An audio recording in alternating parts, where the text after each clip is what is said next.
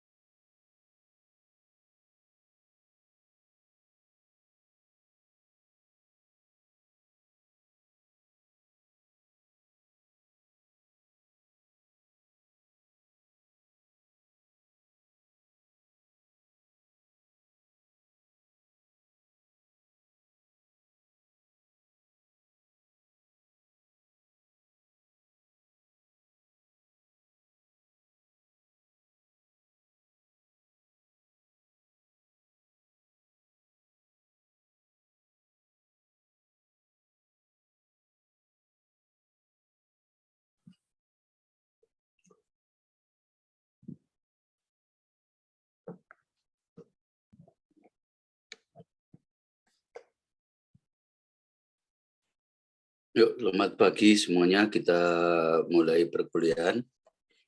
Oke, karena ada permintaan dari Mbak Leli gitu ya, bahwa kita mulainya kuliah itu 9.30. Ya oke lah. Mari kita buka. Coba on cam sebentar semua. Tolong on cam. Ini ke Larasati Putri. Mana nih? Alga nggak kelihatan. Gitu. Oke, ada yang dalam perjalanan kayaknya. Ya, oke, itu Alga ya. Larasati Putri tidak tampak. Nel Tiano, Larasati Putri tidak tampak. Christine, Nel Tiano, Larasati. Oke.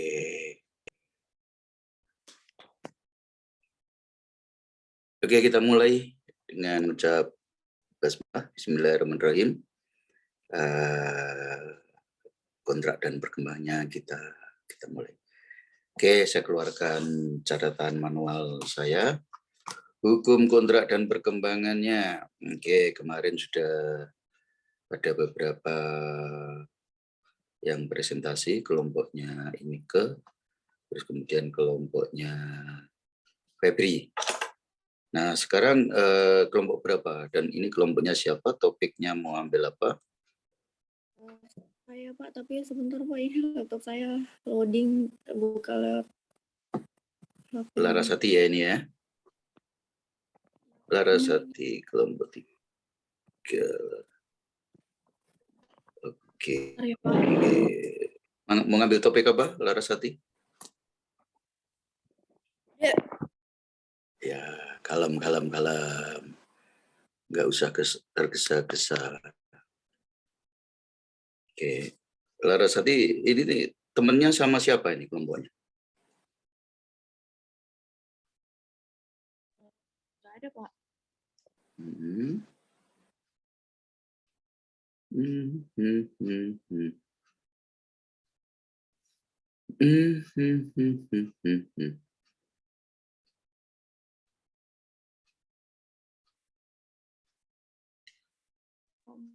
Tunggu sebentar ya Pak. Ini.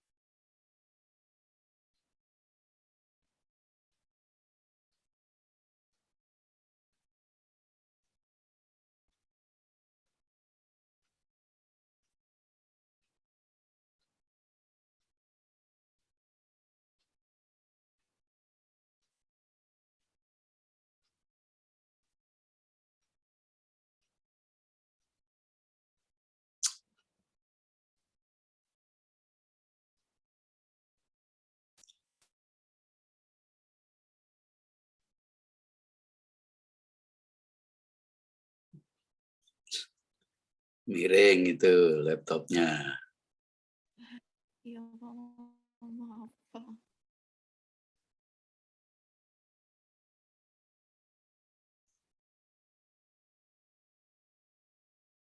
Ini Fatika lagi perjalanan kemana, Dek? Ke Samsat, Bapak, perpanjangan ini nomor kendaraan. Kalau Sabtu juga masih buka ya? Masih. Kalau SIM saya sama SIM A saya mati, kira-kira kalau dibantu berapa, Dek?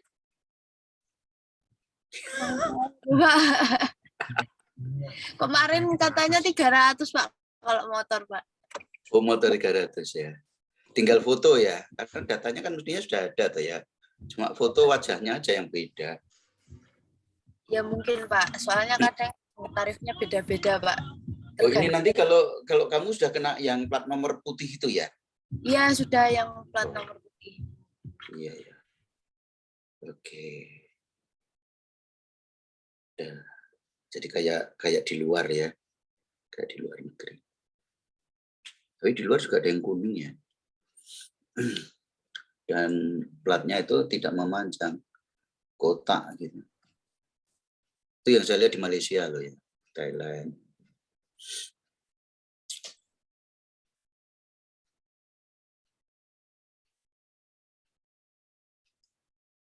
Ayo Larasati gimana? Larasati Putri.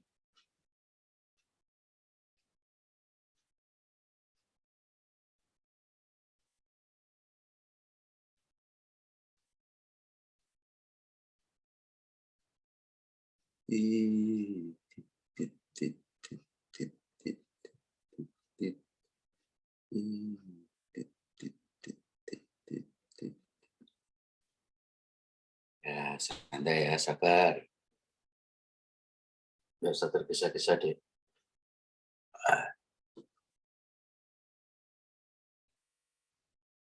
Ya, saya sambil bernapas. Sesi tadi habis sesi HTE, hukum transaksi elektronik. Mbak Leli belum ngasih kabar kapan UTS-nya? Kalau S1 sudah mulai. Sudah mulai Senin kemarin sampai besok Jumat minggu depan.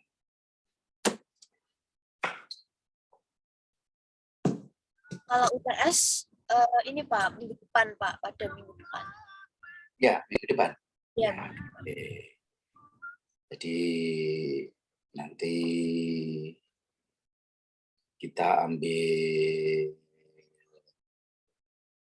misalnya satu sesi gitu ya untuk tambahan, karena kayaknya nanti diurus ya Dek ya. Presensi waktu luring itu mohon prodi memasukkan. Saya cek di OCW, ini yang terdata hanya presensi OCW. Yang dulu kita luring, nah gitu. Itu kan mestinya kalau itu dimasukkan kan di siakat, gitu kan ya. Jadi nanti OCW daring plus siakat totalnya ada di situ lah. Saya identifikasi yang kita luring dulu itu belum masuk. Karena yang ini terdata di OCW saya itu hanya presensi daring semua. Oke, nanti kapan-kapan kalau ngampus gitu ya, ke Pak Wahyono atau ke Mbak Leli supaya dulu presensi kita itu dimasukkan. Ya. Karena itu akan menyangkut nanti persentase untuk UTS Anda. Ya. Jangan sampai nanti bermasalah. Satu kehadiran itu kalau targetnya 8 itu sudah nanti akan terkurangi 12,5% sendiri. Sayang kan ya? Sayang. Izin mau mulai presentasi Pak. Ya oke, silakan. Kalau bisa share screen nak. Silakan. Kamu sendirian atau sama siapa nih, Larasati? Sendirian Pak di kosan. Oke. Enggak, maksudnya itu loh. Presentasinya kamu kan mestinya kan yang lain-lain kan ada yang kelompok gitu ya. Tidak, kamu semua sendirian ya. Febri itu kemarin juga sendirian ya. Larasati ya. Topiknya apa, Dek? Aduh, lagi. Pak. Menggema, Dek. Suara kamu menggema. Ya, soalnya Nah, ada ekonya. Ekonya dimatikan, nak. Benar, Pak. Iya.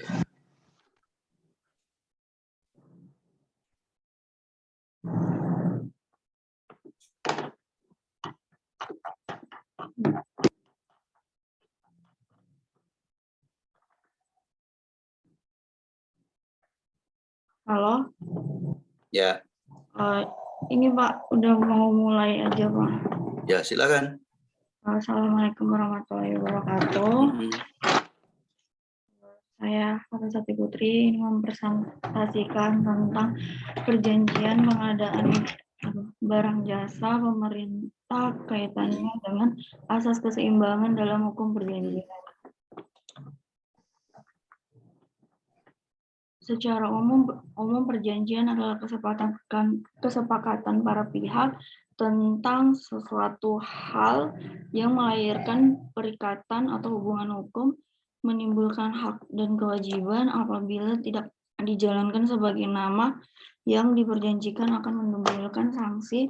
Beberapa hal penting dalam perjanjian antara lain syarat-syarat sahnya perjanjian, asas-asas hukum perjanjian, hukum perjanjian dan berakhirnya perjanjian. Di dalam sini pengadaan barang atau jasa pemerintah seharusnya memperhatikan asas keseimbangan, tapi dalam praktek sering dalam keadaan tidak seimbang, pengguna barang atau jasa sering berada dalam kedudukan yang lebih kuat, sedangkan penyedia barang jasa sedang berada dalam kedudukan yang lebih lemah sehingga cenderung menuruti syarat yang diajukan oleh pengguna barang jasa. Pembahasan dalam penelitian ini adalah membahas tentang kedudukan hukum para pihak dalam perjanjian pengadaan barang jasa pemerintah dan bagaimana peranan pemerintah dalam kewenangannya untuk memberikan perlindungan hukum bagi para pihak. Iya.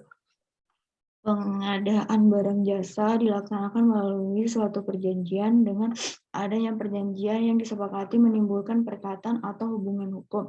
Hubungan hukum yang terjadi merupakan hubungan antara pengguna barang atau jasa penyedia barang jasa yang menimbulkan akibat hukum dalam bidang pengadaan barang atau jasa.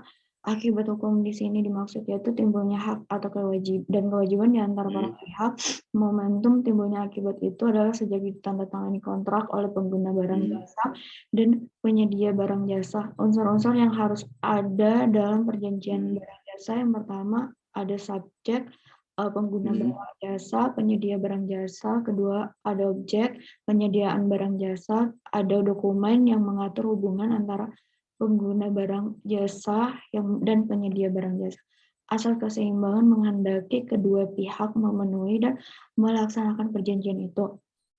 Asas keseimbangan ini merupakan kelanjutan dari asas persamaan dengan perjanjian.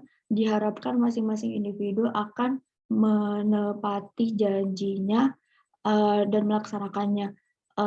Perjanjian melahirkan hak dan kewajiban masing-masing yang harus dilaksanakan dengan itikat baik sesuai dengan kesepakatan yang telah disetujui. Dengan demikian, apa-apa yang menjadi tujuan pembuatan perjanjian dapat tercapai, adanya keadilan, ketertiban, dan kepastian hukum. Berdasarkan prosedur jurnal kajian atau pokok-pokok pengasahannya sejenis, beserta perbedaannya dengan judul artikel ini seperti jurnal dari Ujianti tentang tinjauan yuridis asas keseimbangan dalam kontrak pengadaan barang jasa pemerintah. Dia membahas tentang pengadaan barang jasa itu menyerap dana APBN hampir sebesar 60 akan menciptakan lapangan yang direbut oleh para pengusaha, baik pengusaha dalam negeri ataupun luar, karena bangsa Indonesia telah memasuki era globalisasi yang liberalisme perdagangan. Kedua, jurnal dari Kuncoro, dia membahas tentang asas keseimbangan dalam perjanjian pengadaan barang. Perspektif yuridis, setiap kegiatan bisnis pasti memerlukan sebuah perjanjian. Adanya perjanjian ini akan memperlancar kegiatan bisnis. Di dalam pasal 1338 ayat 1 KUH Perdata dan pemenuhannya harus sesuai pasal 1320 KUH Perdata. Kemudian ini jurnal dari Pak Prasnowo, dia mengimplementasi asas keseimbangan bagi para pihak dalam perjanjian baku. Membahas mengenai perjanjian baku sudah lama digunakan dalam berbagai kontrak. Penggunaan perjanjian baku berkaitan erat dengan kemajuan di bidang ekonomi menurut efisien dalam pengeluaran biaya, waktu, dan tenaga. Dosen rumus masalahnya bagaimana kedudukan hukum para pihak dalam perjanjian pengadaan barang atau jasa pemerintah, bagaimana peranan hak pemerintah dalam kewenangannya untuk memberikan perlindungan hukum bagi para pihak dalam perjanjian pengadaan barang atau jasa pemerintah. Kemudian di dalam pustaka di sini dia ada teori keadilan, yaitu hukum perjanjian lahir dari pemikiran untuk memberi keadilan bagi para pihak. Middle-range theory, keseimbangan pelaksanaan perjanjian harus dilakukan dengan asas keseimbangan. Asas keseimbangan dalam perjanjian merupakan unsur penting sekaligus sebagai upaya menegakkan hukum di bidang perjanjian. Applied theory, teori perlindungan agar tujuan di bidang perjanjian dapat diwujudkan. Salah satu caranya adalah dengan jalan melindungi para pihak melalui syarat hukum yang ada. Ini ada konsep hukum kontrak pengadaan barang dan jasa. Dalam konteks pembangunan hukum, kegiatan pengadaan barang atau jasa pemerintah ditinjau dari perspektif hukum Indonesia memiliki arti penting dengan argumentasi sebagai berikut. Pertama, pengadaan barang dan jasa pemerintah memiliki arti strategis dalam proteksi dan preferensi bagi pelaku usaha dalam negeri. Yang kedua, pengadaan barang dan jasa pemerintah merupakan sektor signifikan dalam upaya pertumbuhan ekonomi. Ketiga, sistem pengadaan barang dan jasa pemerintah yang mampu menerapkan prinsip-prinsip tata pemerintahan yang baik dan akan mendorong efisiensi dan efektivitas belanja publik sekaligus mengkondisikan perilaku tiga pilar yaitu pemerintah, swasta, dan masyarakat dalam penyelenggaraan good governance atau 4 bawah ruang lingkup pengadaan barang dan jasa pemerintah meliputi berbagai sektor dan berbagai aspek di dalam pembangunan bangsa. Kemudian metode penelitian pendekatan yuridis normatif yaitu dengan menginventarisasi, mengkaji dan menganalisis serta mengamalkan hukum sebagai perangkat peraturan atau norma-norma positif di dalam sistem perundang-undangan yang mengatur mengenai kehidupan manusia. Di sini bangun hukum primer yaitu bahan hukum yang bersifat mengikat atau bersifat otoritatif. Dia ada aturan Presiden nomor 16 tahun 2018 tentang pengadaan barang jasa yang diperbarui oleh Peraturan Presiden nomor 12 tahun 2021. Keputusan Presiden nomor 80 tahun 2003 tentang pedoman pelaksanaan pengadaan barang jasa pemerintah, Peraturan Presiden nomor 54 2010 pengadaan barang jasa pemerintah. Kitab Undang-Undang Hukum Perdata Undang-Undang Dasar 1945 pasal 4 ayat 1. Bahan hukum sekunder yaitu bahan hukum yang memberikan penjelasan mengenai bahan hukum primer yaitu berbagai pustaka mengenai perkembangan substansi kontrak dan implementasinya dalam pembentukan hukum nasional. Berbagai pustaka mengenai hukum perikatan dan hukum kontrak, berbagai pustaka mengenai pengertian jenis fungsi dalam hukum kontrak khususnya mengenai hukum pengadaan barang jasa, hasil pengadaan terkait hasil pembahasan dia pengadaan barang jasa. Jadi pengadaan barang jasa pemerintah mempunyai peran penting di dalam pelaksanaan pembangunan nasional untuk meningkatkan pelayanan publik dan pengembangan perekonomian nasional dan daerah. Untuk mewujudkan pengadaan barang jasa pemerintah, perlu pengaturan pengadaan barang jasa yang memberikan pemenuhan nilai manfaat yang sebesar-besarnya value for money dan kontribusi dalam peningkatan penggunaan produk dalam negeri, peningkatan peran usaha mikro, usaha kecil, usaha menengah, serta berkelanjutan. Ini sesuai dengan pasal 4 ayat 1 Undang-Undang Dasar Republik Indonesia 1945. Kemudian prinsip dan etika pengadaan barang jasa, dia menerapkan prinsip sebagai berikut, yaitu efisien, efektif, transparan, terbuka, bersaing, adil, dan akuntabel.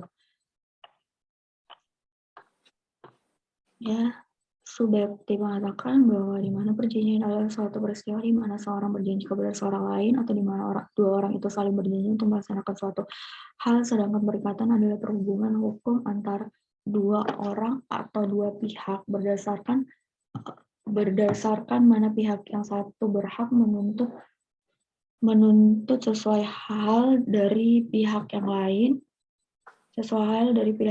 dan pihak yang lain berkewajiban untuk memenuhi tuntutan tersebut sesuai dengan pasal 112 perjanjian dengan mana satu orang atau lebih mengikatkan dirinya terhadap satu orang lain atau lebih. Hal-hal yang harus diperhatikan atau dipenuhi dalam membuat suatu perjanjian, yang pertama sistem pengaturan hukum.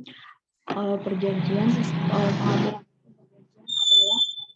sistem terbuka, open system, Artinya bahwa setiap orang bebas untuk mengadakan perjanjian baik yang sudah diatur maupun yang belum diatur di dalam undang-undang disebutkan dari ketentuan yang tercantum dalam pasal 1338 ayat 1 KUH Perdata yang berbunyi semua perjanjian yang dibuat secara sah berlaku sebagai undang-undang bagi mereka yang membuatnya. Syarat sahnya suatu perjanjian terdapat di pasal 1320 KUH Perdata yang memiliki 4 syarat, yaitu harus adanya kesepakatan kedua belah pihak, kecakapan untuk melakukan perbuatan hukum, ada objek perjanjian atau usaha yang halal. Syarat pertama dan kedua disebut syarat subjektif karena menyangkut pihak yang mengadakan dibatalkan. Jika syarat ketiga dan keempat tidak terpenuhi, maka perjanjian itu batal demi hukum. Artinya bahwa dari semua perjanjian dianggap tidak pernah terjadi. Asas-asas dalam hukum perjanjian itu ada asas konsensualisme. Perjanjian terbentuk karena adanya perjumpaan kehendak dari pihak-pihak. Perjanjian pada pokoknya dapat dibuat bebas, tidak terikat bentuk dan tercapainya tidak secara formil, tapi cukup melalui konsensus. Asas konsensualisme dari suatu kontrak adalah bahwa jika suatu kontrak telah dibuat, maka dia telah sah dan mengikat secara penuh. Bahkan pada prinsipnya persyaratan tertulis pun tidak disyaratkan oleh hukum kecuali untuk beberapa jenis kontrak tertentu yang memang dipersyaratkan syarat tertulis. Asas kekuatan mengikat, dia para pihak harus memenuhi apa yang telah disepakati dalam perjanjian yang telah dibuat. Dengan kata lain, asas ini melandasi pernyataan bahwa suatu perjanjian telah mengakibatkan suatu hukum dan karena itu pihak terikat untuk melaksanakan kesepakatan kontraktual. Keterikatan suatu perjanjian syarat ketiga dan keempat disebut syarat objektif karena menyangkut objek dari perjanjian. Apabila syarat pertama dan kedua tidak terpenuhi, maka perjanjian dapat terkandung di dalam janji yang dilakukan oleh para pihak sendiri. Para pihak harus memenuhi apa yang telah dijanjikan. Terikatnya para pihak pada perjanjian itu tidak semata-mata pada apa yang diperjanjikan, akan tetapi juga ada beberapa unsur lain sepanjang dikehendaki, yaitu kebiasaan dan kepatutan serta moral yang mengikat para pihak. Asas itikat baik merupakan salah satu asas yang dikenal dalam hukum perjanjian. Walaupun itikat baik para pihak dalam perjanjian sangat ditetapkan pada tahap perjanjian, secara itikat baik harus selalu ada dalam setiap perjanjian. Asas kebebasan berkontrak, dia itu merupakan pilar tiang fondasi dari hukum perjanjian. Asas kebebasan berkontrak merupakan salah satu asas yang sangat penting dalam hukum kontrak. Kebebasan berkontrak memberikan jaminan kebebasan kepada seseorang untuk secara bebas dalam beberapa hal yang berkaitan dengan perjanjian. Di antaranya bebas menentukan apakah ia akan melanjutkan perjanjian atau tidak, menentukan dengan siapa dia akan melakukan suatu perjanjian, menentukan isi dari perjanjian itu seperti apa, yang tidak bertentangan dengan peraturan perundang-undang yang bersifat memaksa, ketertiban umum, maupun kesusilaan. Kebebasan berkontrak ini berhubungan dengan isi perjanjiannya, itu kebebasan menentukan apa dan dengan siapa. Perjanjian yang dibuat sesuai dengan pasal 1320 KUH Perdata mempunyai kekuatan yang mengikat. Kemudian ada asas keseimbangan. Asas keseimbangan ini suatu asas yang dimaksudkan untuk menyelaraskan peraturan hukum dan asas-asas pokok hukum perjanjian yang dikenal dalam kitab Undang-Undang Hukum Perdata yang mendasarkan pemikiran dan latar belakang individualisme pada satu pihak dan cara berpikir bangsa Indonesia pada pihak lain. Kemudian perjanjian memiliki tujuan untuk menciptakan keadaan yang lebih baik bagi kedua belah pihak. Dalam pandangan Atiyah, perjanjian memiliki 3 tujuan dasar sebagai dikatakan di bawah ini: memaksakan suatu janji dan melindungi harapan wajar yang muncul darinya, mencegah pengalaman yang dilakukan secara tidak adil atau tidak benar, to prevent certain kind of harm. Kata seimbang even which yang dimaknai dalam kehidupan sehari-hari menunjukkan pada pengertian suatu keadaan pembagian beban di kedua sisi berada dalam keadaan seimbang. Keseimbangan pun dimengerti sebagai keadaan yang keselarasan karena dari berbagai gaya yang bekerja tidak satu pun mendominasi yang lainnya atau karena tidak ada satu elemen menguasai lainnya. Pencapaian keadaan seimbang mengimplikasikan dalam konteks pengharapan masa depan yang objektif, upaya mencegah terjadi kerugian salah satu pihak dalam perjanjian timbal balik. Kualitas dari prestasi yang diperjanjikan timbal balik akan dijustifikasi oleh tertib hukum Kendati demikian, perjanjian harus ditolak ketika tampak bahwa kedudukan faktual salah satu pihak terhadap pihak lain adalah lebih kuat dan tidak seimbang. Hal ini dapat mempengaruhi cakupan muatan isi maupun maksud dan tujuan perjanjian sepanjang prestasi yang diperjanjikan bertimbal balik mengadakan kesetaraan, maka bila terjadi ketidakseimbangan, perhatian akan diberikan kepada kesetaraan yang terikat pada cara bagaimana perjanjian terbentuk dan tidak pada hasil akhir dari prestasi yang ditawarkan secara bertimbal balik. Oleh karena itu, asas keseimbangan dapat dipandang dan dioperasikan sebagai titik harmonisasi upaya pembangunan hukum perjanjian Indonesia pada tuntutan-tuntutan modern yang membuka pintu dan menjadi saringan untuk menerima gagasan-gagasan atau pandangan hukum modern yang berasal baik dari lingkungan civil law system maupun common law system ataupun dari sistem hukum lainnya dan mengelola menjadi bagian dari sistem hukum nasional Indonesia sehingga tercipta sistem hukum perjanjian nasional yang modern dengan tetap mempertahankan ciri khas identitas bangsa Indonesia. Ada 4 faktor yang saling berkaitan dan merupakan inti dari sistem penegakan hukum. 4 faktor tersebut adalah hukum atau aturan itu sendiri, mentalitas petugas yang menegakkan hukum, fasilitas yang diharapkan untuk mendukung pelaksanaan hukum, kesadaran hukum, kepatuhan hukum, dan perilaku warga masyarakat. Dalam prakteknya, perlindungan sering tidak terlaksana disebabkan berbagai faktor antara regulasi yang belum memadai. Pengawasan merupakan unsur penting dalam perlindungan para pihak sekaligus sebagai upaya penegakan hukum perjanjian pengadaan barang jasa secara menyeluruh agar pengadaan barang jasa tersebut bisa dilaksanakan dengan baik. Tidak cukup dengan penetapan peraturan undang-undang di bidang pengadaan barang jasa, namun dibutuhkan juga eksistensi dan peran aktif dari seluruh petugas pengawasan di bidangnya dalam praktek.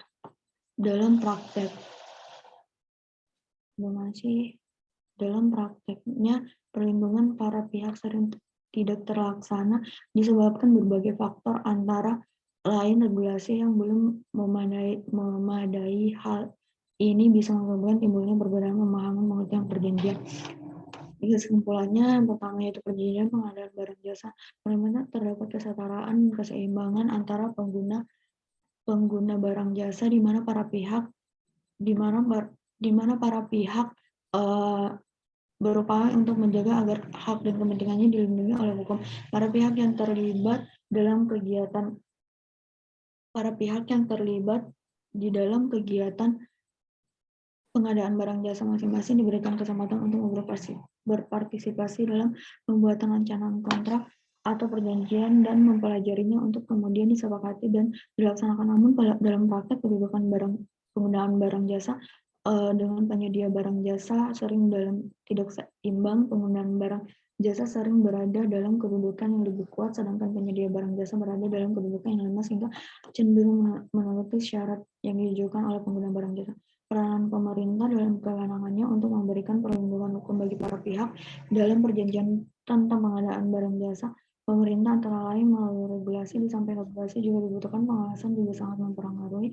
Pengawasan merupakan unsur penting dalam perlindungan para pihak sekaligus sebagai upaya penegakan hukum perjanjian pengadaan barang jasa secara menyeluruh agar pengadaan barang jasa tersebut dapat dilaksanakan dengan baik. Tidak cukup dengan penetapan peraturan undang-undang di bidang pengadaan barang jasa, namun dibutuhkan juga eksistensi dan peran aktif dari seluruh petugas pengawas di bidangnya. Sekian presentasi dari saya. Terima kasih Bapak dan teman-teman untuk perhatiannya.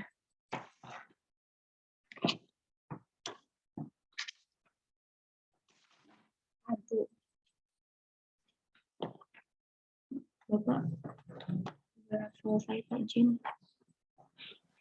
Oke, terima kasih Larasati. Materi yang Anda sampaikan cukup bagus, mungkin karena pengaruh audio ya, suaranya harus konsentrasi tingkat tinggi gitu ya. Oke. Yang pertama, kalau itu kontrak pengadaan barang dan jasa pemerintah, bukan swasta ya. Jadi yang dihadapi oleh swasta ini adalah government. Itu penerapan undang-undang perlindungan konsumen, misalnya dalam pengertian kalau rekanan itu dianggap sebagai pihak semacam setara dengan konsumen, ini jelas nggak akan bisa tercapai gitu ya. Oleh karena itu yang semestinya diterapkan, dikuatkan, itu adalah asas proporsionalitasnya. Tuh, sehingga akan bisa disadari bahwa memang dari awalnya itu bargaining position antara pemerintah ya, sebagai pihak penyedia barang dan jasa ini secara alamiah memang lebih kuat.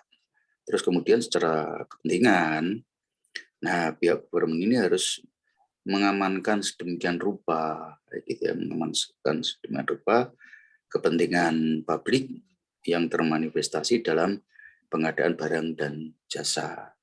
Jadi memang harus ekstra hati-hati, gitu ya.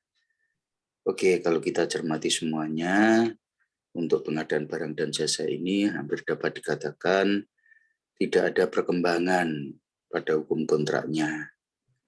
Ya, masih berdasarkan peraturan-peraturan mengenai pengadaan barang dan jasa. Terus juga masih sama berdasarkan peraturan-peraturan mengenai misalnya bangun guna serah dan bangun serah guna. Yang berkembang di sini adalah prosedurnya. Kalau dulu segala sesuatunya hampir dapat dikatakan manual, sekarang sudah melibatkan tool elektronik yang dikenal dengan electronic procurement, gitu ya. Nah ini yang berubah, sehingga mau tidak mau rekanan dengan kualifikasi tertentu memang harus andal di dalam men-setting proses pengadaan barang dan jasa pemerintah, mulai dari dia melakukan penawaran, kemudian melakukan istilahnya dari pemerintah sendiri melakukan pengumuman, terus kemudian bagaimana nanti unleashing itu juga bisa dilakukan secara daring. Nah ini terus kemudian setting dari dokumen-dokumen gitu, dan nanti juga bisa beranjak dari yang konvensional ke dokumen-dokumen elektronik, ya gitu ya. Bahkan ada kemungkinannya nanti akan mengarah pada adanya smart contract. Jadi ada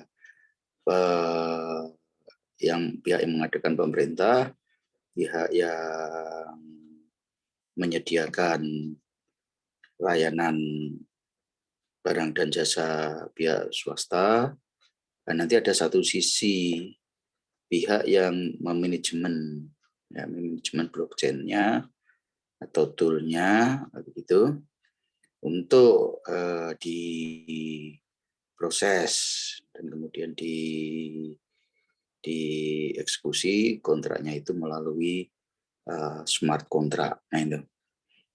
Nah, kemudian kalau kita merujuk pada berbagai peraturan internasional, keberadaan e-kontrak maupun smart kontrak ini kan sudah diakui. Nah, dan pemerintah pun juga sudah cukup responsif untuk mengakomodasi itu. Hanya saja pengaturan-pengaturannya masih kurang lengkap lah, gitu ya.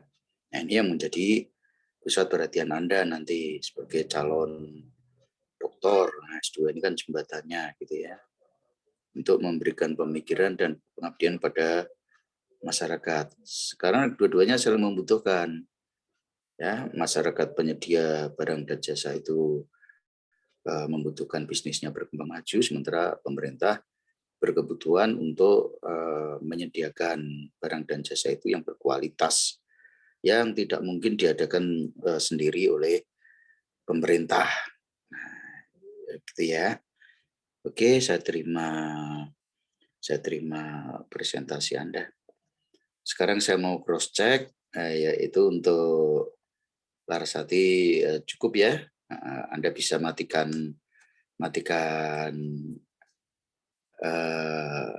share screen Anda. Kemudian kita bicara semuanya dengan kelas. Oke, sekarang saya melihat di sini ada Alga, ada Fatika, Larasati, Theo ini ke 6 ya. Saya akan tanya, di tempat Anda itu ada yang bernama Febri enggak? Nggak ada, Pak. Tidak ada ya. Oke, berarti Febri ini tidak ada. Ini jangan-jangan susulan gitu enggak ada ya. Oke, terus tolong Fatika, Pak Najib dibantu untuk memperbaiki database Pak Najib. Presentasi pertama kali siapa? Atas nama siapa? Ini ke? Lia, Fadliah Tia. Fadila Lia. Ya, yang kedua baru Mbak. Oke, saya cek dulu ya. 1. Karena di sini ada 2 angka bagus yang tidak bertuan. Lia ya. Namanya Fadilah Lia. Iya Pak, Fadliah Pak. Ya, Fadilah ya. Fadilah ketemu, terus ini ketemu. Ada 1 angka lagi yang tidak bertuan dengan jelas. Habis Fadilah, habis Lia siapa? Saya, Pak. Larasati. Ini ke. Oh, ini ke. Iya. Ini ke sebentar. Ini ke. Oke. 1, 2, 1, 2. Habis ini ke siapa? Saya, Pak. 1 lagi. Saya, Siapa? Pak. Saya. Laras. Iya. Laras. Ya, kadang-kadang apa yang tersimpan secara elektrik itu ngaco juga gitu kalau nggak dikontrol ini. Laras. Berarti yang sudah siap hari ini ada? Nail Tio belum ya? Belum, Bapak. Nah, ya, saya catat dulu ya, Nak ya. Ya, Pak. 5, Nail Tio belum. Fatika belum? Saya belum juga Pak, saya urutan kelima. Ya, enggak apa-apa. Bukan suatu kesalahan belum itu ya. Nail Tio, Nail terus. Siapa? Alga, Pak. Siapa kamu? Alga Natiri. Ya, Alga Natiri nggak usah aja ya. Ya, nggak usah lulus aja lah. Biar Pak Raji aja nanti yang ke Alga. Oke. Jadi Alga ya. Oke. Oke, besok minggu depan kalau maju 2 keberatan enggak ya? Tolong nanti diatur ya antara Theo, Fatika sama Alga ya. Untuk saya minta Sabtu depan itu 2. Oh. Apa 3-3-nya? Boleh Pak, 3-3-nya biar selesai. Boleh, Ya, Pak. biar selesai ya. Deal ya. Pak. Dari pagi berarti, Pak? Hah? Atau gimana, Pak? Jamnya? Ya sama lah jamnya. Kamu kan terikat jamnya Pak Raji tuh. Karena Pak Raji udah selesai, Pak. Oh, Pak Raji udah selesai? Lah, saya paginya itu kakak Anda HTE. Oh, Jam 8 sampai jam 9. Siap. Ya, kalau begitu kita mulai. Kalau bisa ya kembali ke jadwal lama 9.15 tuh. Jadwal lama itu 9.15 sebelum saya dapat perintah Mbak Dia. Ya oke. Jam 9.15 sampai selesainya ya. Siap. Nah, begitu selesai, Pak Najib akan berikan kepada Anda soal UTS untuk dibawa ke Tek Unggul. Ya. Atau mau soal langsung, saya lisan satu persatu. Atau kayak anak-anak S1, anak SD itu apa dimaksud langsung dikerjakan. Enggak lah ya, S2 harus berkelas. Ya, Tek Unggul ya. Oke, kalau begitu, tolong setelah kuliah ini nanti diurus ke Pak Wahyono atau Mbak Diah untuk memasukkan saat kita daring dulu ya. Oke, dah kalau begitu selamat berakhir pekan untuk Anda semua. Sampai ketemu besok Sabtu pada pukul, saya tulis ya, 0 kembali ke asal 0.15. Oke, sampai selesainya nanti. Oke, gitu. Oke. Kamu Nail cowok sendiri di sini ya. Ganteng dewe. Tutup kuliahnya, tutup kuliah, Dek. Saya, Pak. Ya, belajar jadi dosen lah. Belajar jadi leader, Oke. yang pimpin rapat, yang pimpin operasi, gitu. Siap. Yo, Baik. Terima kasih Bapak Najib atas sama-sama. kehadiran pada kuliah hari ini, dan terima kasih Mbak Laras atas pemaparan materinya, dan terima kasih teman-teman atas kehadiran hari ini juga, dan semoga ada hasil yang bermanfaat setelah perkuliahan hari ini, dan Manfaatnya. sampai bertemu di kuliah minggu depan. Terima kasih Bapak dan Ya, teman-teman. semuanya ya. Nah, semua bersama. Oke. Makasih Diano dan semuanya ya. Alga, Fatika, Laras, Fadila, Hinike, sampai ketemu minggu depan ya. Ya, Pak. Presentasi semua tiga. Kemudian di akhir presentasi soal UTS tek umbek gitu, jadi biar selesai ya. Oke. Mohon izin lab ya. Assalamualaikum warahmatullahi wabarakatuh. Waalaikumsalam warahmatullahi wabarakatuh. Waalaikumsalam warahmatullahi wabarakatuh. Terima kasih, Pak Najib. Terima kasih, Pak.